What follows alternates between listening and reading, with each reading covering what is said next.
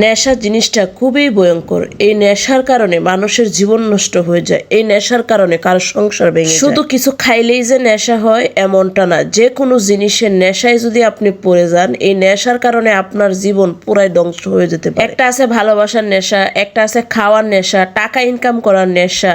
সবকিছুতে কিন্তু একটা নেশা। শুধু নেশা যে যেটা মানুষ কিনে খায়, ওটা খাইলেই যে নেশা খাওয়া হয় মানে করা হয়, বিষয়টা কিন্তু এমন। গতকালকে আমি টিভি দেখার নেশায় পড়ছিলাম। এই টিভি দেখার নেশায় পড়া সারা রাত কোন দিক দিয়ে চলে গেছে আমি বলতেই পারি না। করে শুনতেছি মসজিদে আজান দিতেছে, মোবাইলটা হাতে নিয়ে দেখি একদম 5টা বাইজে গেছে। সারা রাত আমি টিভি দেখছি। ইতিমধ্যে আপনারা অনেকেই জানেন বাংলাদেশে একটা নাটক খুবই জনপ্রিয়তা লাভ করছে। নাটকটার নাম হলো এটা আমাদেরই গল্প।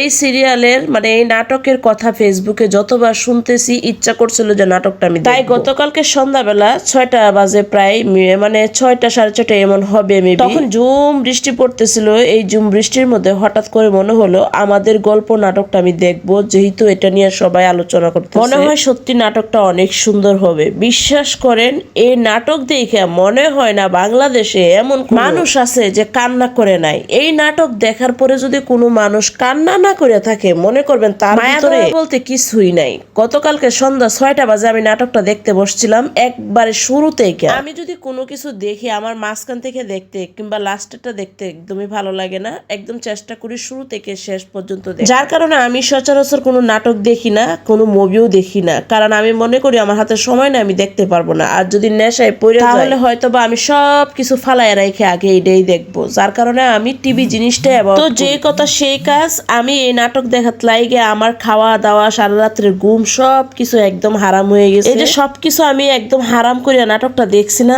তারপরও আমি ধন্য, কারণ এই নাটক দেখে সত্যি আমি কান্না করছি। নাটকের 50 পর্বটা এত সুন্দর ছিল, আর প্রত্যেকটা পর্বের মধ্যে আপনি কিছু না কিছু শিখতে পারবেন। মানে এক কথায় অসাধারণ একটা নাটক। বিশ্বাস করেন বাংলাদেশে যে এত ভালো নাটক হয় এটা আমি আগে জানতামই না যদি এই নাটকটা না দেখতাম। নাটকটা এখন পর্যন্ত যারা দেখেন নাই নাটকটা দেখে আসবেন, আশা করি অনেক ভালো লাগবে।